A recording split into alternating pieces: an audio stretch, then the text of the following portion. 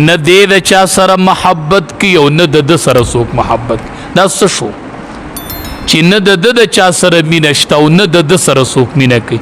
نو دا څه شو؟ په دې سړي کې هیڅ خیر نشته. بس دا د خیر خاوند نه دی.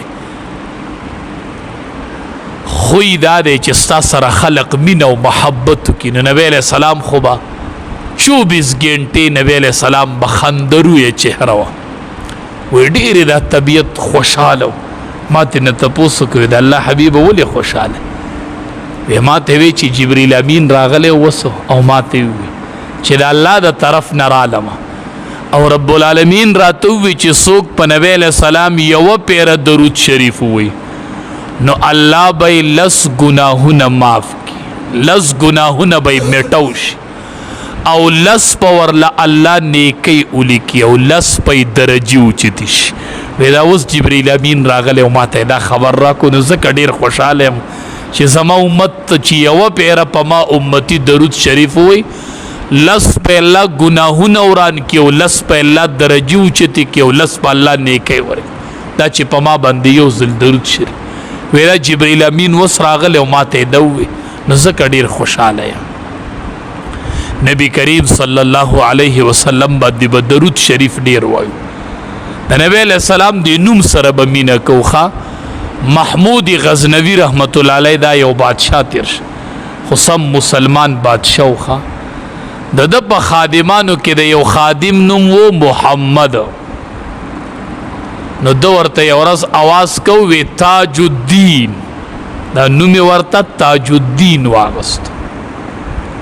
وی دی خوا راشه هغه خادم یې دی خوا راغی خبره یې ولې ومنله خو 3 ورځې هغه خادم دربار ته رانغی. محمود غزنوي رحمت الله علیه پسې سوال جواب وکړه وی دربار ته حاضر شه. راغی وی ولې 3 ورځې نه وی راغلی؟ وی خفه شوی ومن. ولې خفه شوی؟ وی تا ما ته نوم وانغستو نو ما چې تا ته به زما باره کې چا څه ویلي جو خفه یې رانه نو نوم دې راته ولې وانغستو؟ جو په دغې وجه خفه وم جو 3 ورځې مې حاضري ونه کړله چې بس دی به ما نه بدګمانه شوي. محمود غزنوي رحمت الله علیه ورته وایي ته پوهېږې نه ستا نوم محمد دی. محمد ستا نوم دی دا خو د نبی علیه السلام هم نوم دی. نو ما لا د اوسه پورې بې اوداسه تا ته آواز نه دی کړی ځکه ستا نوم محمد دی او په دغه ټیم زما اودس نو نو ما ځکه تا ته تاج الدین وی. دا محمد نوم مې بې اودسه اغستل مناسب نه ګڼل. ما ځکه تا ته نوم د محمد صلی الله علیه و دا مې بې اودسه مناسب نه ګڼه. دا ما اودس نو په دغه ټیم کې نو ځکه مې دا محمد نوم اغستلی نه شو. دومره خلق په نبی کریم صلی الله علیه وسلم باندې مین و. دومره نبی کریم صلی الله علیه وسلم سره مینه وه. دومره په امام الانبیا باندې خلق مین و.